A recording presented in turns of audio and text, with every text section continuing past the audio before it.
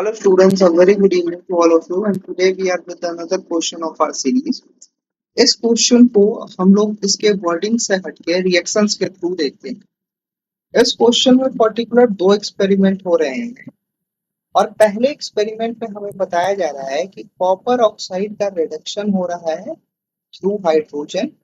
जब हम इसको हाइड्रोजन के साथ ट्रीट करते हैं तो हमें क्या मिलता है, हमें कॉपर प्लस में H2O मिलता है। इस प्रोसेस के दौरान जो बचा हुआ कॉपर है उसका वेट हमें दे रखा है और वो कितना दे रखा है 1.098 ग्राम। सिमिलरली हमारे पास जो कॉपर ऑक्साइड है उसका भी वेट दे रखा है, दैट इज 1.375 ग्राम। दूसरे एक्सपेरिमेंट में दो रिएक्शन हो रहा है। पहला रिएक्शन तो ये हो रहा है कि कॉपर को हम लोग नाइट्रिक एसिड में डिसॉल्व कर दे रहे हैं और वहां से जो कॉपर नाइट्रेट फॉर्म हो रहा है उसे हम इग्निशन के थ्रू क्यूप्रिक ऑक्साइड में कन्वर्ट कर देते हैं। जैसे अगर हम पहले रिएक्शन को लिखे तो सबसे पहले केस में हमारे पास दूसरे एक्सपेरिमेंट में क्या हो रहा है कि कॉपर को हम लोग नाइट्रिक एसिड में डिसॉल्व कर रहे हैं। इसका मतलब है इस Cu प्लस में हमारे पास क्या हो जाएगा HNO3 और पर्टिकुलर इससे जो प्रोडक्ट निकलता है वो क्या निकलता है हमारे पास, दैट इज कॉपर नाइट्रेट। कहने का मतलब है कि CuNO3 प्लस में हमारे पास NO2 प्लस में हमारे पास H2। ठीक है, इस इक्वेशन को अगर बैलेंस करें तो यहाँ पे आप 4 लगा लो और बाकी जगह पे आप 2 लगा लो, यहाँ पे भी 2 और यहाँ पे। अब आप एक सिंपल चीज देखोगे कि दूसरे एक्सपेरिमेंट का अगला स्टेप क्या था कि जो भी कॉपर नाइट्रेट फॉर्म हुआ है उसे हम लोग इग्निशन के थ्रू क्यूप्रिक ऑक्साइड में कन्वर्ट कर दे रहे हैं। इसका मतलब है कि हम लोग यहाँ पे लिखेंगे कि CuNO3 होल 2 और इसे हम लोग किसमें कन्वर्ट कर दे रहे हैं, CuO में, प्लस में हमारे पास कुछ और भी तो फॉर्म होगा, दैट इज NO2 प्लस में हमारे पास O2। अब इस इक्वेशन को भी आप बैलेंस कर दो तो यहाँ पे जितने भी जगह है वहां पे यहाँ पे 2 लगा दो, यहाँ पे 2 लगा दो और यहाँ पे 4 लगा दो। अब हो गया हमारा ऑक्सीजन बैलेंस्ड। ठीक है, इस पर्टिकुलर प्रोसेस में बताया गया कि जो हमारे पास कॉपर ऑक्साइड फॉर्म हो रहा है, जो क्यूप्रिक ऑक्साइड फॉर्म हो रहा है, उसका वेट हमें दे रखा है, दैट इज 1.476 ग्राम। हमें बताना है कि पर्टिकुलर इस पूरे एक्सपेरिमेंट में जो रिजल्ट्स आ रहे हैं वो लॉ ऑफ कांस्टेंट कंपोजिशन के अकॉर्डिंग है या नहीं। ठीक है, हमें ये दिखाना है कि ये लॉ ऑफ कांस्टेंट कंपोजिशन के प्रारूप पे ही है। ठीक है, तो हम बिना इक्वेशन लिखे बिना रिएक्शन लिखे भी इसे सॉल्व कर सकते थे, बट क्वेश्चन को अप्रोप्रिएट तरीके से समझने के लिए रिएक्शन को समझना जरूरी होता है। अब हम देखेंगे कि हमारे पास मास किसका किसका गिवन। तो सबसे पहले हम पहले केस को देखते हैं। पहले एक्सपेरिमेंट में हम अगर देखें तो हमें पता करना होगा कि भाई कॉपर ऑक्साइड फॉर्म कैसे होता है। तो आपको पता है यहाँ पे कि Cu प्लस में O2 जब आप मिलाते हो तो हमारे पास यहाँ पे 2CuO फॉर्म होता है और यहाँ पे भी 2 लगा दोगे तो इक्वेशन बैलेंस है। इसका मतलब क्या है, इसका मतलब है कि कॉपर ऑक्साइड जो है वो दो चीजों से बना हुआ है, कॉपर और ऑक्सीजन से। तो सबसे पहले कॉपर ऑक्साइड में हमें ऑक्सीजन की मात्रा भी प्राप्त करनी होगी ताकि हम लॉ ऑफ कांस्टेंट कंपोजिशन से उसका मास रेशियो फाइंड आउट कर पाए। तो यहाँ पे पहले एक्सपेरिमेंट में कॉपर ऑक्साइड का वेट हमारे पास दे रखा है 1.375।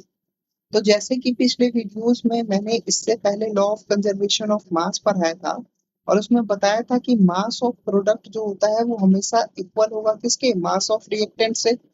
इसका मतलब है कि यहाँ पे मास ऑफ प्रोडक्ट में हम लोग क्या लिख सकते हैं, मास ऑफ कॉपर प्लस में mass of O2 is equal to हम लोग क्या लिख सकते हैं, मास ऑफ Cu। ठीक है, तो यहाँ पे हमें मास ऑफ CuO पता है, मास ऑफ कॉपर जो बच रहा है वो पता है, ऑक्सीजन निकालना है। तो हम लोग अगर मास ऑफ ऑक्सीजन निकाले तो हम लोग डायरेक्टली लिख सकते हैं कि mass of copper oxide minus में मास ऑफ रिमेनिंग कॉपर। ठीक है, तो यहाँ से हमारे पास वैल्यू क्या आ जाएगा, यहाँ पे अगर वैल्यू देखेंगे तो हमारे पास आ जाएगा 1.375 माइनस यहाँ पे 1.098, और जो वैल्यू मिलेगा वो कितना मिलेगा, वो मिलेगा हमारे पास पर्टिकुलर यहाँ पे 0.277 ग्राम। ठीक है। अब अगर हम कॉपर ऑक्साइड में यहाँ पे देखें कि भाई हमारा इसमें मास रेशियो निकालते हैं, तो मास रेशियो अगर आप फाइंड आउट करोगे तो यहाँ पे mass ratio is equal to क्या हो जाएगा, ये हमारे पास हो जाएगा यहाँ पे कि मास ऑफ कॉपर अपॉन में mass of oxygen, that means यहाँ पे 1.098 अपॉन में हमारे पास हो जाएगा 0.277 ग्राम, और जो वैल्यू आएगी वो कितनी आएगी, वो आएगी हमारे पास 3.96 3.96 ग्राम। ठीक है, मतलब ये 3.96 ग्राम। चलो ठीक है। अब हम लोग देखते हैं कि हमारे पास भैया दूसरे केस में कितना आ रहा है, दूसरे एक्सपेरिमेंट से कितना मिल रहा है। अगर दूसरे एक्सपेरिमेंट को हम यहाँ पे नोटिस करें तो हम लोग देख सकते हैं कि हमारे पास सबसे पहले किसका मास गिवन है भाई, तो हमारे पास बताया जाता है यहाँ पे कि हम यहाँ पे कॉपर का मास गिवन है, और जो हमारे पास क्यूप्रिक ऑक्साइड बन रहा है उसका मास गिवन है। इसमें भी ऑक्सीजन का मास फाइंड आउट करना है। सिंपली आप देखोगे कि जो कॉपर रिएक्ट कर रहा था किसके साथ, नाइट्रिक एसिड के साथ, तो कॉपर का मास तो वहां पे गिवन है, दैट इज कितना 1.179। क्लियर है, ठीक है। और जो हमारे पास बन रहा है क्या, कॉपर ऑक्साइड, तो ये हमारे पास Cu लिख दो यहाँ पे, मास ऑफ कॉपर, और मास ऑफ CuO अगर देखोगे तो वो बन रहा है 1.476। ठीक है।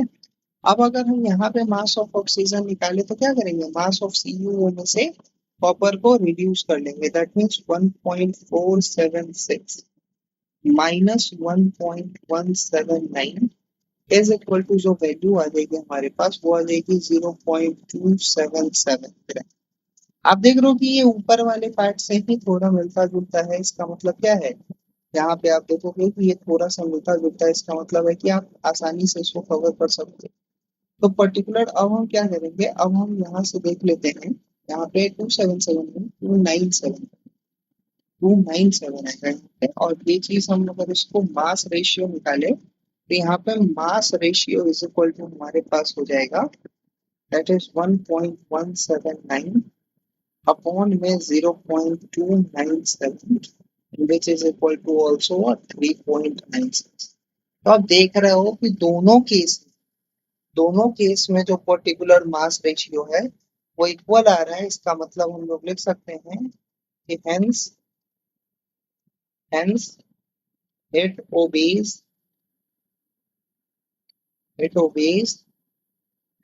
the law of constant composition.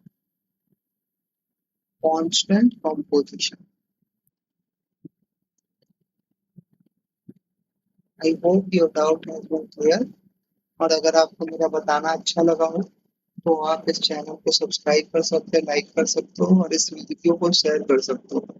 Apart from this, आपको जितने भी डाउट्स होते हैं रिलेटेड टू केमिस्ट्री, वो आप कमेंट सेक्शन में अपने डाउट को पुट कर सकते हो, ताकि मैं अगली वीडियो आपके क्वेश्चन पे बनाऊं। I hope that you will understand this point. Thank you so much. Have a great day ahead. Take